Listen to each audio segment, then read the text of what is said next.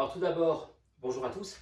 Je vais vous présenter aujourd'hui à travers cette petite vidéo un ensemble d'exercices que vous allez pouvoir faire très facilement sur un home trainer qu'on appelle aussi un vélo de cycling et aussi également les fameuses séances d'RPM en salle de fitness. Alors cette vidéo est faite à un moment donné où on est en confinement pour le coronavirus. Donc cette séance peut évidemment se faire à la maison sans souci, mais avant de commencer à vous aborder le détail des séances, je voudrais vous préciser quelques éléments très importants. Tout d'abord, lorsque vous faites un travail de fitness à la maison, c'est important d'avoir les fenêtres grandes ouvertes pour avoir la meilleure ventilation possible, même si elle sera très faible, et en tous les cas d'avoir une régénération de l'air. Voilà, donc ça c'est important. D'autre part, sur l'aspect hydratation, c'est très important à retenir lorsque vous faites une séance de fitness, d'home trainer, mais de vélo elliptique ou de tapis, eh bien vous allez avoir une forte sudation due à une faible ventilation et donc une perte importante d'eau mais aussi de sels minéraux. Il est donc important d'être à un minimum de 750 ml, une grande gourde cycliste comme celle-ci par heure, et de mettre de l'eau et également des sels minéraux, potassium, magnésium, sodium, qui sont les 3 sels minéraux que vous perdez le plus lors de ces séances. Alors soit par des pastilles d'électrolytes, soit avec des boissons très riches en sels minéraux. Alors moi je vous en propose une par exemple, mais il y en a d'autres. Voilà, c'est une boisson qui est à base de sucre de manioc, et le manioc, la racine de manioc est riche en potassium notamment, et il y a également cette boisson riche en sodium. Voilà. Alors, ceci étant dit, maintenant il faut aborder le réglage de votre home trainer. Alors, ce qui est très important, il y a évidemment de très nombreux sites qui vous donneront des indications très précises, notamment par rapport à l'entrejambe.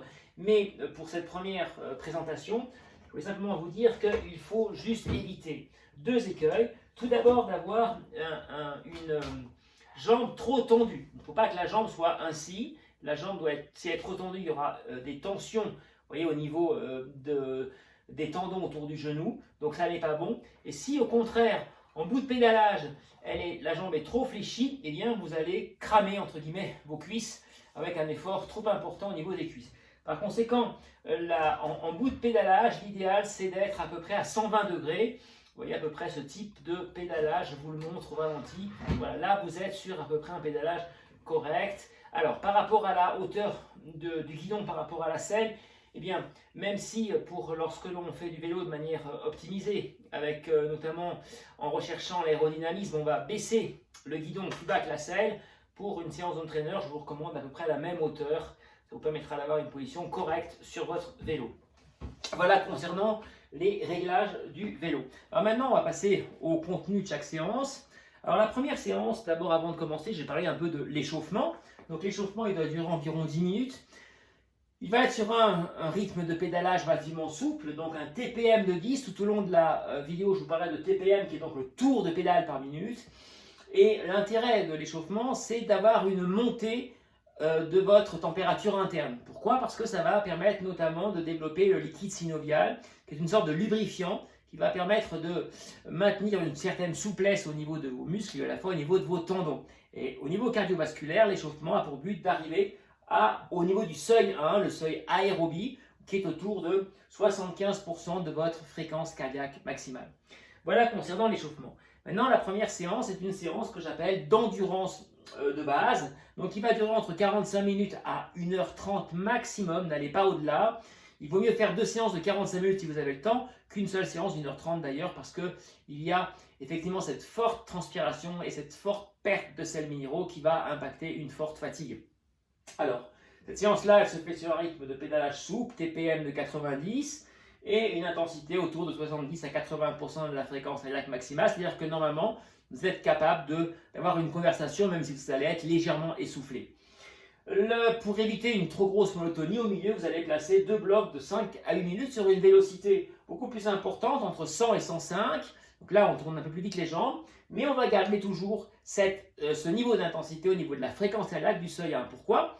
Parce que c'est à ce seuil-là que l'on va développer les qualités propres à l'endurance. Et notamment, vous allez développer au sein de vos fibres musculaires ce qu'on appelle des mitochondries, qui sont des particules qui sont le lieu où se passe la fabrication de votre énergie. C'est dans ces mitochondries que se développe l'énergie. Par conséquent, c'est très important d'en avoir évidemment le plus possible. Et c'est à ce niveau d'intensité que vous allez développer vos mitochondries. Voilà. Alors cette séance peut également se faire à jeun. Pourquoi? Parce que c'est une séance d'endurance avec un niveau d'intensité modéré. Et donc le substrat, c'est-à-dire le carburant que vous allez utiliser majoritairement, sera des lipides, vos graisses, et pas vos sucres ou très peu.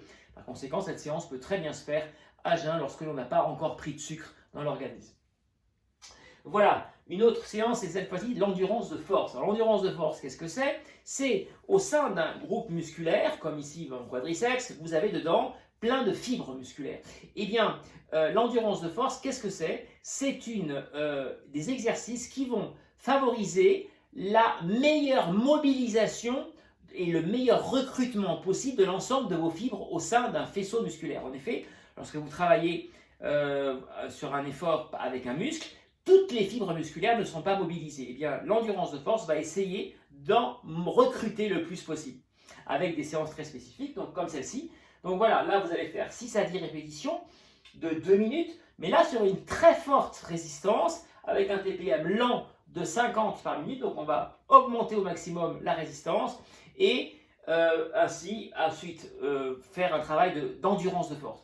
La durée est importante pour justement laisser à l'organisme le temps de mobiliser, de recruter le plus de fibres possible. Ensuite, derrière, il y aura une période de 30 secondes d'hypervélocité pour débrider un petit peu tout ça, autour de 110-130. Donc là, c'est très rapide, le tour de pédalage, sur une résistance très faible. Et ensuite, on reprend 1 minute 30 souple avant de recommencer. Alors, je vous montre la position. Pour l'endurance de force, on n'est pas du tout en danseuse. On est bien assis sur la selle, voilà, et ensuite on va avoir les mains posées sur le guidon sans tirer sur le guidon. On ne tire pas sur le guidon, ce sont uniquement les jambes qui travaillent, et donc on va augmenter le maximum de résistance pour qu'en appuyant le plus possible, sans aller en dessous de 50 tours par minute. Pourquoi 50 tours par minute? Eh bien tout simplement parce qu'en dessous, vous allez avoir trop de contraintes sur vos genoux, et donc des douleurs peuvent arriver. Voilà. Pour ce qui est de ce type de séance, alors normalement la fréquence cardiaque ne montera pas beaucoup, c'est une séance qui est dominante au niveau musculaire. Une autre séance, c'est presque l'inverse, c'est la séance d'hypervélocité qui va durer entre 45 minutes à 1 heure aussi. Et là, vous allez faire des 6 à 10 fois, mais des fractionnés plus courts, de 30 secondes à 1 minute maximum. C'est une séance qui va travailler l'aspect neuromoteur, donc qui est très exigeante à ce niveau-là, qui est très fatigante également.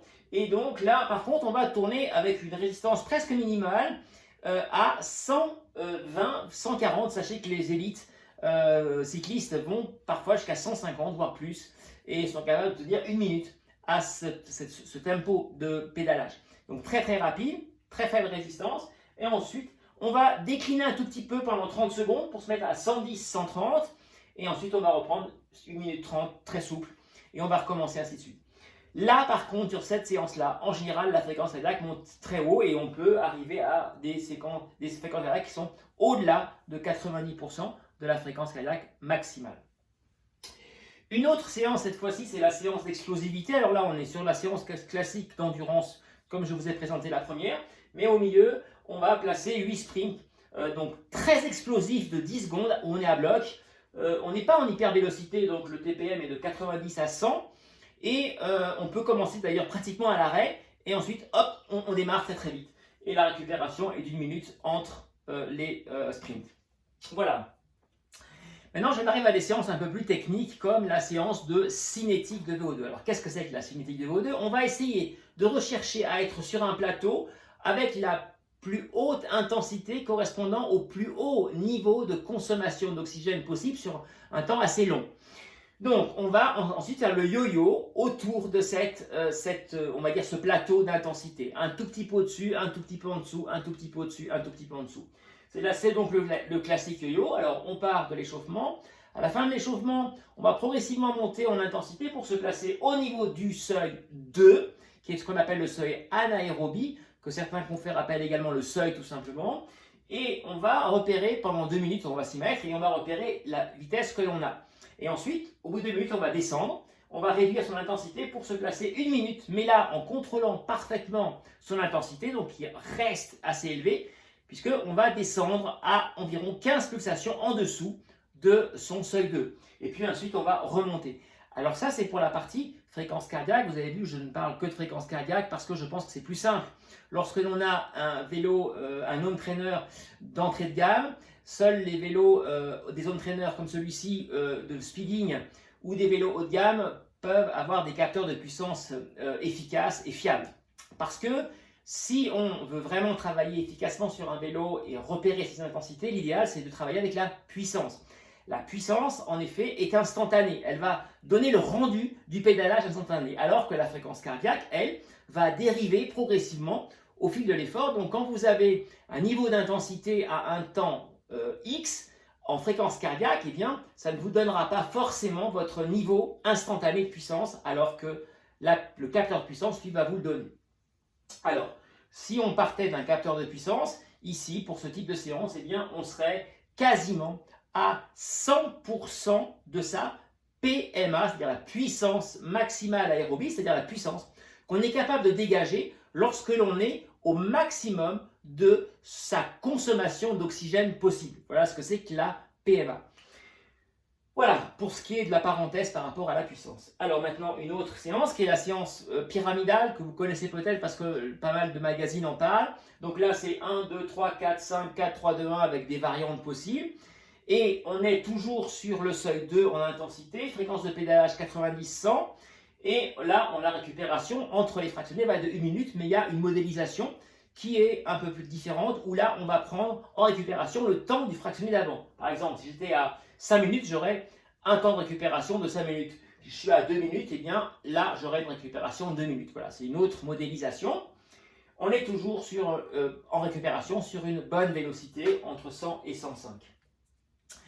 La séance ici est à peu près sensiblement la même, sauf que là, on est sur des tempos un peu plus longs, ce qu'on appelle le tempo seuil. Donc là, on est toujours au seuil 2 anaérobie, et on va faire des 3, alors ça peut être 3 à 5 pour vraiment un élite, et on va aller jusqu'à 6 à 8 minutes, ça peut être parfois 12, toujours au seuil 2, et ou à, on va dire, à peu près 90% de sa PMA si on est sur un travail de puissance, et on va ainsi travailler sur une certaine durée, un haut niveau d'oxygénation. La récupération est de 2 minutes, elle est très très souple et là un peu plus basse puisqu'on peut se placer entre 60 et 70 de sa fréquence cardiaque maximale, toujours en étant sur une bonne vélocité de 90 tours par minute.